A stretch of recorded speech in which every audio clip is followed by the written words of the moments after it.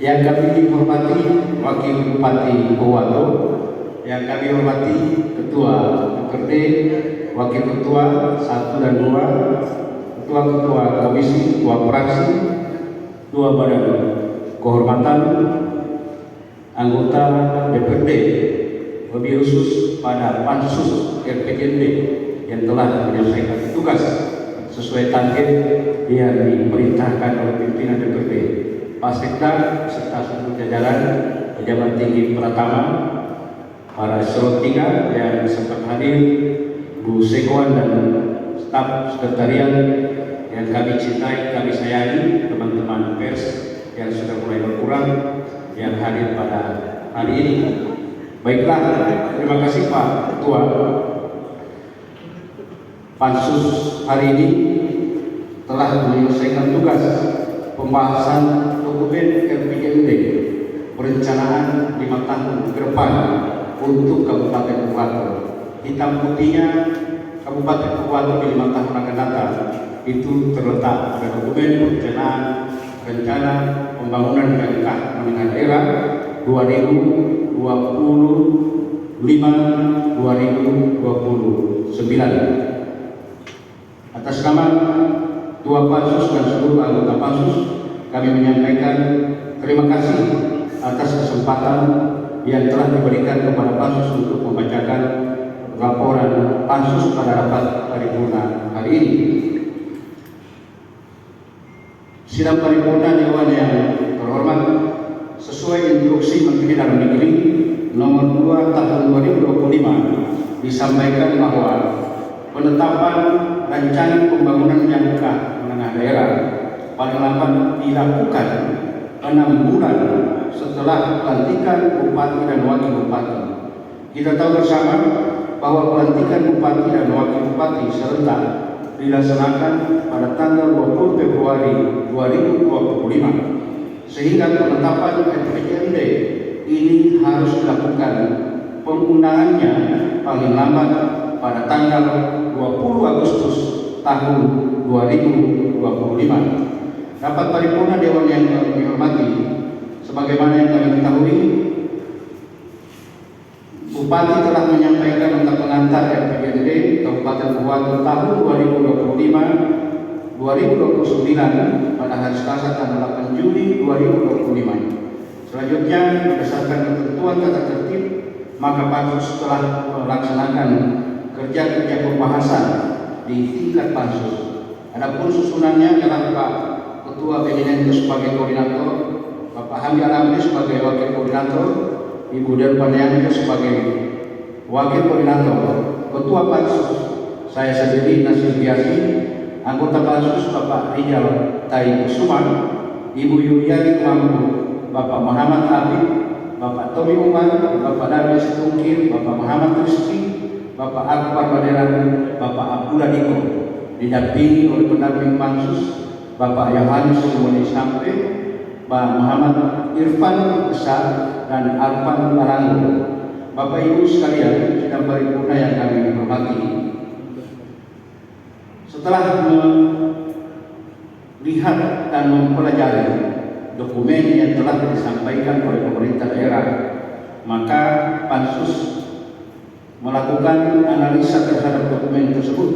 Yang pertama, kesesuaian antara dokumen perencanaan, bahwa RPJMD harus berpedoman pada dokumen perencanaan lainnya sebagaimana yang ditentukan. Terima kasih dari Bapeda, setelah diteliti oleh Pansus, dokumen RPJMD bersesuaian dengan dokumen rancangan pembangunan daerah 20 tahun atau RPJPD, sehingga dokumen ini sesuai untuk dilakukan pembahasan di tingkat Pansus. Yang kedua, kondisi daerah Kabupaten Pohuwato saat ini, bahwa kondisi daerah saat ini membantu dalam merumuskan strategi dan kebijakan pembangunan yang sesuai dengan potensi dan tantangan yang dihadapi oleh daerah serta aspirasi masyarakat.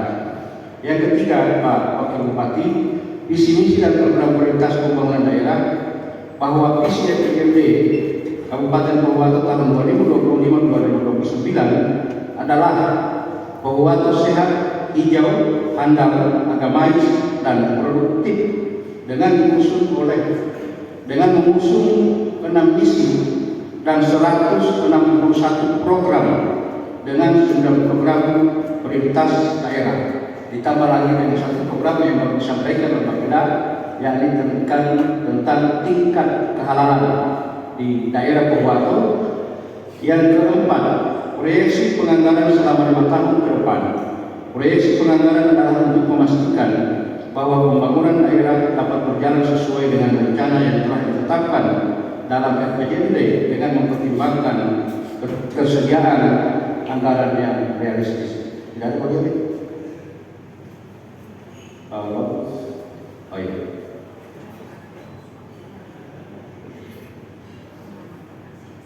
Sidang paripurna Dewan yang terhormat, untuk memperoleh hasil yang optimal, maka Pansus RPJMD melakukan kurang lebih 6 kali pembahasan secara maraton bersama pemerintah daerah. Dalam hal ini, sekretaris daerah, OPD terkait, yaitu sekretaris daerah. Terima kasih kepada Badan Perencanaan Pembangunan Daerah, Badan Pengelolaan Keuangan dan Aset Daerah, Badan Kepegawaian dan Pengembangan Sumber Daya Manusia, Dinas Pekerjaan Umum, dan Bagian Hukum Setda Pohuwato. Selain itu, untuk memperoleh data yang realistis mengenai proyeksi pendapatan daerah selama 5 tahun ke depan, Pansus juga mengundang pihak swasta yang potensial mendatangkan pendapatan baik dari pendapatan asli daerah (PAD) maupun dari dana bagi hasil PBH. Perlu kami sampaikan bahwa Kabupaten Pohuwato memiliki potensi penerimaan PBH yang sangat cukup besar yang berasal dari izin pertambangan, izin perkebunan sawit, dan izin pemanfaatan kayu. Setelah pembahasan bersama PD dan pihak swasta, Pansus melakukan kunjungan ke pemerintah daerah Kota Palu untuk mempelajari bagaimana yang namanya dana bagi hasil, karena Kota Palu mempunyai sebuah perusahaan tambang, yakni PT Citra Palu Mineral, yang hari ini sudah existing, yang hari ini sudah memberikan kontribusi terhadap DBH royalti kepada pemerintah daerah. Kami untuk Pansus untuk mendapatkan data pembanding sehingga hasil pembahasan Pansus lebih akuntabel, khususnya dalam tata cara perhitungan dana bagi hasil royalti dari PT Merdeka Kapel Gold. Rapat paripurna Dewan yang terhormat, setelah melakukan pembahasan tim RPJMD, pemerintah, pihak swasta, dan studi tiru di Kota Palu, maka Pansus dapat menyampaikan hasil pembahasan sebagai berikut. Yang pertama, melalui data yang disajikan dengan tabel dan matriks grafik, Pansus meyakini bahwa dokumen RPJMD Kabupaten Pohuwato tahun 2025-2029 telah selaras dengan RPJP Kabupaten Pohuwato tahun 2025-2045, RPJMN 2025-2029, dan RPJMD Provinsi Gorontalo tahun 2025-2029. 2. Bahwa sebelum diserahkan kepada DPRD untuk dibahas, RPJMD ini telah direview oleh Inspektorat Daerah. Review dilaksanakan untuk memastikan bahwa dokumen rancangan akhir RPJMD telah disusun sesuai dengan ketentuan standar norma perencanaan yang berlaku. Permendagri nomor 86 tahun 2017 tentang tata cara perencanaan, pengendalian dan evaluasi pembangunan daerah menyatakan bahwa RPJMD harus berpedoman pada peraturan daerah tentang rencana tata ruang wilayah (RTRW). Di sisi lain, revisi RTRW Kabupaten Pohuwato tahun 2025-2045 menunggu pelaksanaan paripurna tingkat 2, sehingga kami mengacu pada hasil revisi RTRW oleh pemerintah provinsi. Rapat paripurna yang kami hormati, izin Pak Wagub, dalam dokumen ini angka kemiskinan Kabupaten Pohuwato ditargetkan oleh pemerintah daerah, Pak Bupati dan Pak Wakil Bupati, itu menurun sebesar 5%. Angka kemiskinan Kabupaten Pohuwato selama 5 tahun tahun 2020 sebesar 17,62%, tahun 2024 turun menjadi 17,11%. Kita berikan apresiasi kepada pemerintah Bapak Saiful dan Ibu Suharsi di awal periode. Terjadi penurunan kurang lebih 0,51%. Pansus mengharapkan untuk 5 tahun ke depan pemerintah daerah bersama seluruh OPD harus berupaya mencapai penurunan angka kemiskinan sebagaimana komitmen yang tertuang dalam dokumen RPJMD yang diusulkan oleh pemerintah daerah, yakni angka penurunan kemiskinan dari target angka penurunan kemiskinan dari tahun 2025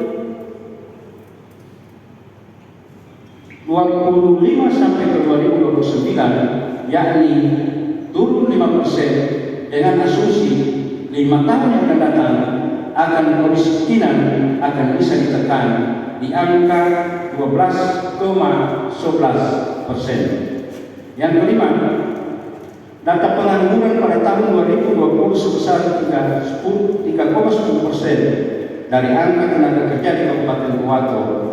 Pada tahun 2024 menjadi 3,12%. Pansus mengharapkan pemerintah berupaya membuka lapangan pekerjaan baru, khususnya dinas terkait, dinas transmigrasi dan tenaga kerja, untuk dapat membuka ruang menciptakan sebanyak mungkin wirausaha baru dan menekan para investor untuk komit mempekerjakan tenaga kerja lokal.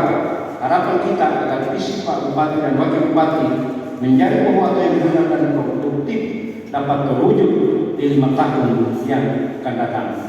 Yang keenam, Gini rasio. Gini rasio merupakan indikator kesenjangan sosial. Gini rasio merupakan indikator kesenjangan orang kaya dan orang miskin di Kabupaten Purwato.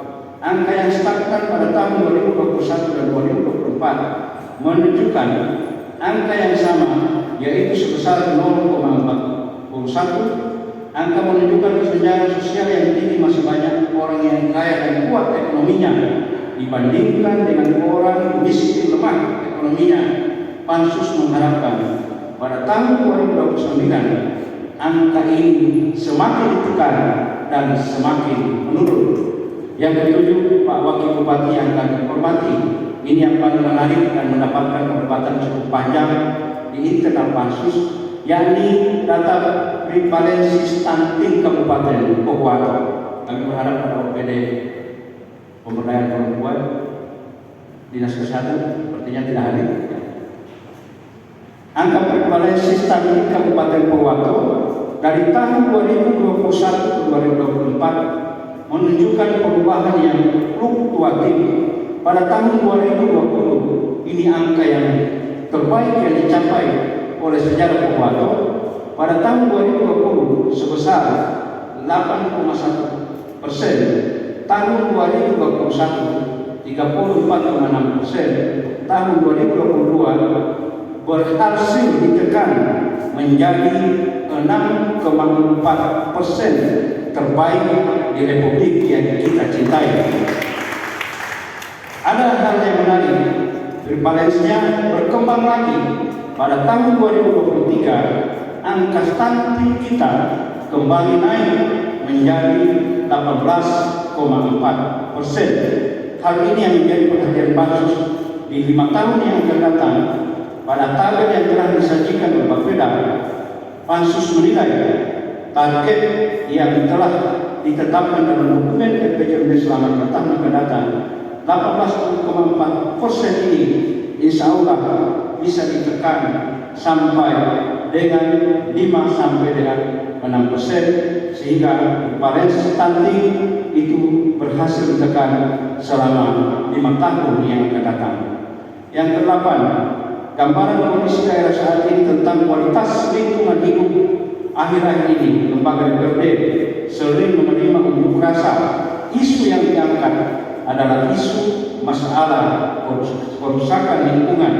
Dalam dokumen RPJMD 5 tahun akan datang, pada bagian indeks tutupan lahan dipaparkan bahwa indeks kualitas tutupan lahan Kabupaten Pohuwato sebesar 72,36% dalam dokumen RPJMD ini.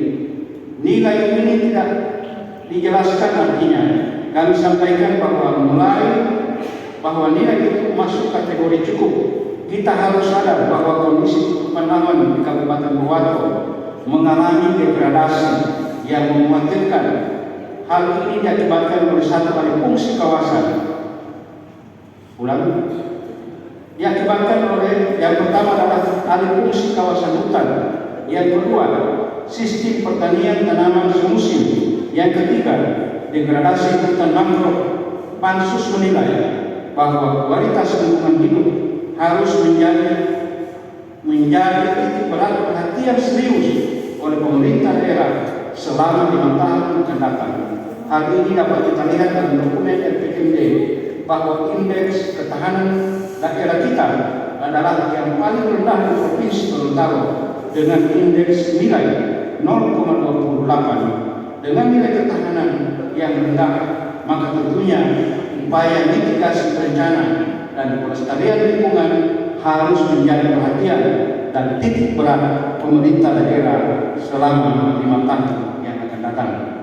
Yang kesembilan, proporsi pendapatan asli daerah terhadap total pendapatan daerah dari tahun 2020 sampai 2024 hanya sebesar 7,74%. Ini menandakan ketergantungan kita terhadap dana transfer dari pusat yang sangat tinggi.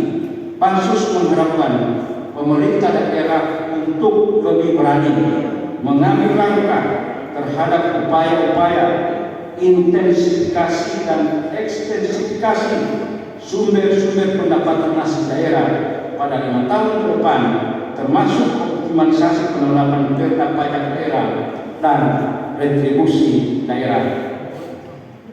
Yang ke-10, mohon maaf agak panjang ini kami ini untuk 5 tahun yang akan datang, kami gabung di satu dokumen.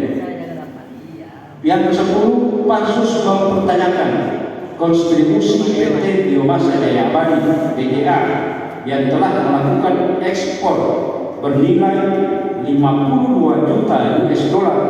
Data dari BPKAD, kontribusi dari BJA IGL BTL hanya sebesar 900 juta rupiah melalui dana bagi hasil DBH, penerimaan negara bukan pajak PNBP, hasil provisi sumber daya hutan PSDH yang disetor dari produksi kayu yang ditebang. Pansus menilai bahwa pendapatan daerah tidak sebanding dengan nilai ekspor PT BJA.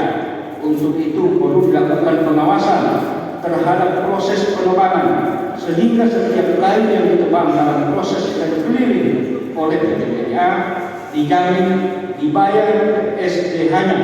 Demikian juga halnya dengan PT Oka Indah Lestari atau PT LIN yang ternyata tidak memiliki dan mengurus izin pemanfaatan kayu IPK, sehingga semua kayu yang ditebang saat proses berkeliling tidak dibayarkan dari SDH-nya dan dana realisasinya PR-nya dari konfirmasi pembahasan antara Pansus dengan BPKAD, bahwa pihak perusahaan mengatakan area mereka sudah mengantongi hak guna usaha HGU sehingga tidak perlu membayar SDH dan DR.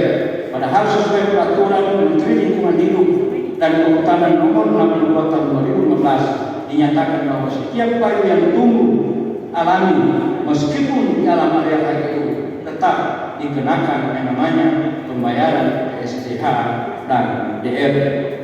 Yang ke-11, selain SDH dan reboisasi juga merupakan DBH sektor kehutanan.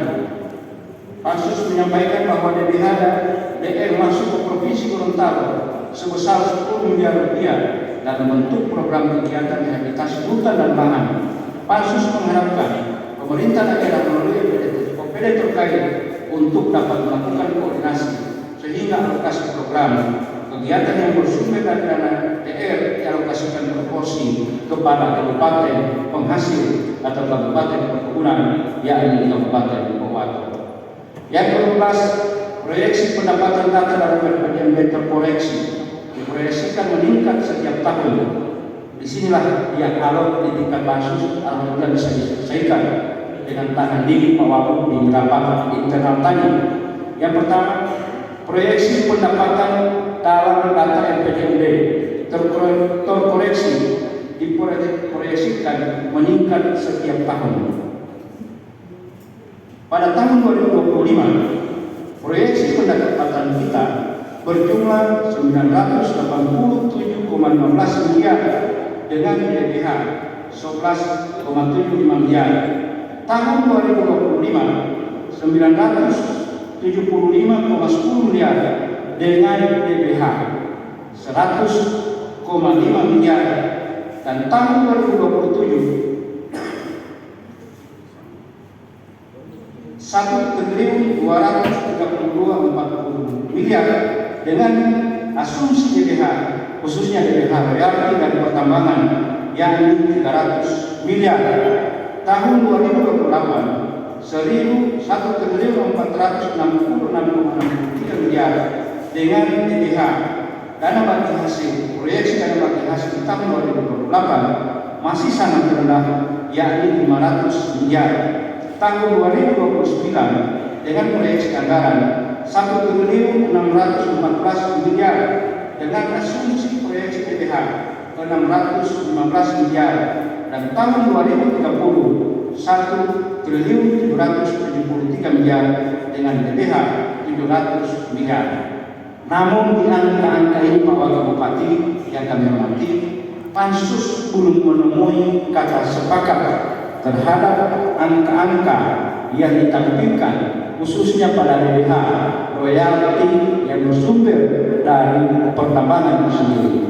Pansus menunggu kembali dokumen penyesuaian dokumen target proyeksi dengan dokumen FS khususnya PT Panico Project, sehingga dalam memproyeksikan dan menghitung dana bagi hasil royalti yang bersumber dari dunia pertambangan, kita tidak berasumsi sendiri, kita akan mengambil dokumen FS tersebut. Dengan demikian, pansus menyarankan untuk menyesuaikan dokumen FS dan dokumen RPJMD. Kami berharap untuk bisa menghitung kembali dengan hasil evaluasi pemerintah provinsi. 13. Narasi dan berupa tabel dan grafik mengenai kabar umum kondisi daerah masih perlu dilengkapi dan diperbaiki. Misalnya mengenai jumlah desa, dan ini kami kritisi di dokumen desa sebanyak 101 dan kelurahan sebanyak 3 dan 1 UPT unit pemukiman transmigrasi. Namun nama UPT tidak disebutkan dan atau dinarasikan. Demikian juga narasi tentang Gini rasio perlu diperbaiki kembali.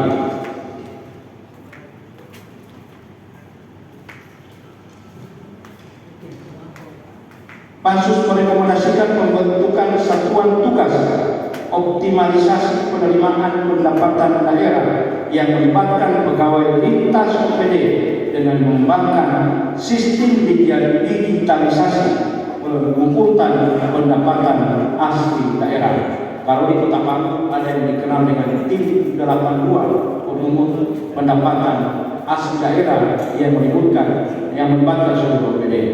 Yang keempat, pansus mengharapkan pemerintah daerah untuk mengawal usul wilayah pertambangan rakyat yang belum dikeluarkan izinnya.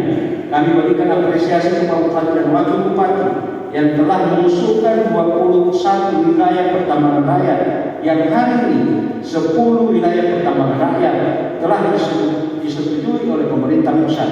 Untuk yang 11 wilayah pertambangan rakyat, pansus mendorong ke pemerintah pusat untuk bisa dikeluarkan izinnya sebagaimana dengan 10 wilayah pertambangan rakyat yang telah dikeluarkan izin dan persetujuan dari pemerintah pusat. Yang keenam, pemerintah daerah tetap konsisten mengalokasikan anggaran yang lebih berpihak ke belanja publik daripada ke belanja aparatur, apalagi kemampuan fiskal kita ke depan yang akan semakin meningkat. Yang ketujuh, pemerintah daerah melalui kepada terkait untuk dapat mengawal dan mengamankan hak Kabupaten Bogor menyangkut dana bagi hasil, khususnya dana bagi hasil royalti.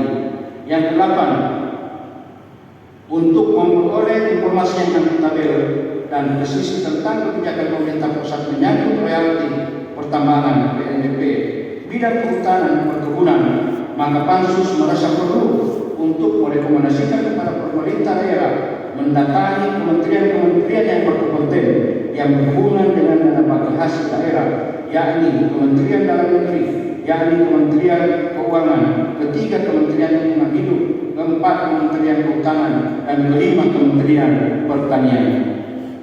Rapat paripurna Dewan yang kami hormati, dari seluruh catatan Pansus merekomendasikan beberapa 3 poin inti. Yang pertama, RPJMD selaras dengan PJMD Kabupaten Bogor tahun 2025 tahun 2029 dan RPJMD Provinsi Gorontalo tahun 2025-2029. Pansus menilai sudah sesuai. RPJMD juga telah menyebarkan secara jelas dan komprehensif mengenai visi misi dan program kepala daerah selama 5 tahun ke depan. Yang ketiga, dengan demikian terhadap rancangan peraturan daerah tentang rancangan pembangunan jangka gabungan kabupaten daerah Kabupaten Bogor tahun 2025-2029, Pansus merekomendasikan kepada rapat paripurna Dewan yang terhormat ini peraturan daerah tentang dokumen perencanaan rancangan pembangunan jangka panjang menengah daerah yang bersifat 5 tahun untuk selanjutnya diambil keputusan dan persetujuan bersama sambil pemerintah daerah dan Pansus mengawal hasil evaluasi ke pemerintah provinsi. Demikian yang bisa kami sampaikan. Ada pantun di sini, ya, mohon cakapnya.